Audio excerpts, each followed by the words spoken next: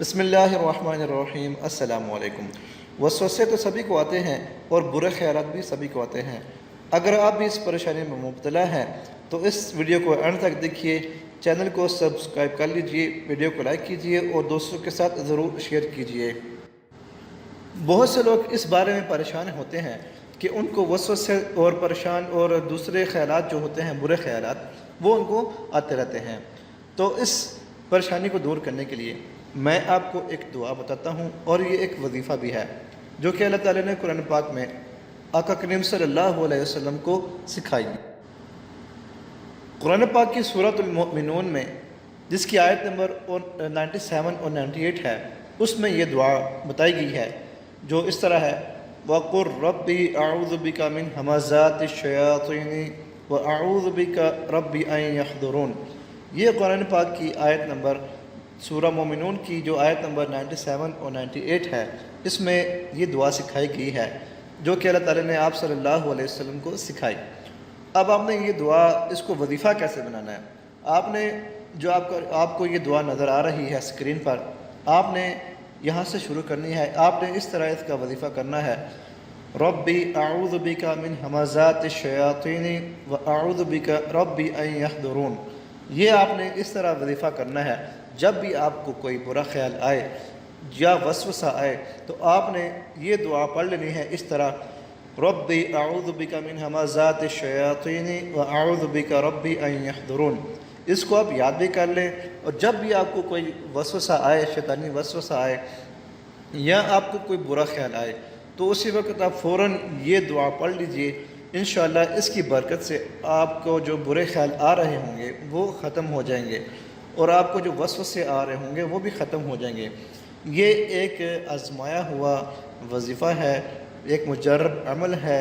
اس کو میں خود بھی کرتا ہوں، اور اللہ تعالیٰ کے فضل و کرم سے جب بھی میں یہ دعا پڑھتا ہوں تو جو شیطانی جو وسوسے ہوتے ہیں وہ اس کی برکت سے ختم ہو جاتے ہیں۔ تو آپ ان دو آیتوں کو یاد کر لیں اور ان کو اپنا وظیفہ بنا لیں۔ انشاءاللہ اس کی برکت سے آپ کو شیطانی وسوسے اور برے خیالات نہیں آئیں گے، کیونکہ یہ دعائیں اللہ تعالیٰ نے آپ صلی اللہ علیہ وسلم کو جو ہے وہ خود بتائیں۔ چنانچہ ارشاد فرمایا کہ اے حبیب صلی اللہ علیہ وسلم، آپ یوں دعا کیا کریں کہ اے میرے رب عز و جل، میں شیطانوں کے وسوسوں سے تیری پناہ مانگتا ہوں جن سے وہ لوگوں کو فریب دے کر معاصی اور گناہوں میں مبتلا کرتے ہیں، اور اے میرے رب، میں تیری پناہ مانگتا ہوں اس سے کہ وہ شیطان میرے پاس آئیں۔ شیطان سے پناہ بہت اہم چیز ہے۔ علامہ احمد صابر رحمۃ اللہ علیہ فرماتے ہیں، حضور اقدس صلی اللہ علیہ وسلم اگرچہ معصوم ہے، لیکن چونکہ شیطان سے حفاظت انتہائی اہم چیز ہے، اس لیے آپ صلی اللہ علیہ وسلم کو یہ دعا مانگنے کا حکم دیا گیا، اور اس سے مقصود سید المرسلین صلی اللہ علیہ وسلم کی امت کو تعلیم دینا ہے کہ وہ شیطان اور اس کے وسوسوں سے پناہ مانگتے رہیں۔ حضور اقدس صلی اللہ علیہ وسلم اللہ تعالیٰ کے فضل و کرم سے شیطان کے وسوسوں سے بھی محفوظ ہیں، اور حضور صلی اللہ علیہ وسلم کی بارگاہ تک شیطان کی رسائی نہیں، کیونکہ اللہ تعالیٰ نے آپ صلی اللہ علیہ وسلم کو یہ دعا سکھائی، اور آپ صلی اللہ علیہ وسلم نے یہ دعا مانگی جو قبول ہوئی۔ یہ بھی معلوم ہوا کہ بڑے سے بڑا آدمی بھی اپنے آپ کو شیطان سے محفوظ نہ سمجھے۔ جب نبی کریم صلی اللہ علیہ وسلم نے شیطان سے پناہ مانگی تو ہم کیا چیز ہیں؟ اس لیے ہمیں بھی چاہیے کہ ہم شیطان سے پناہ مانگتے رہیں۔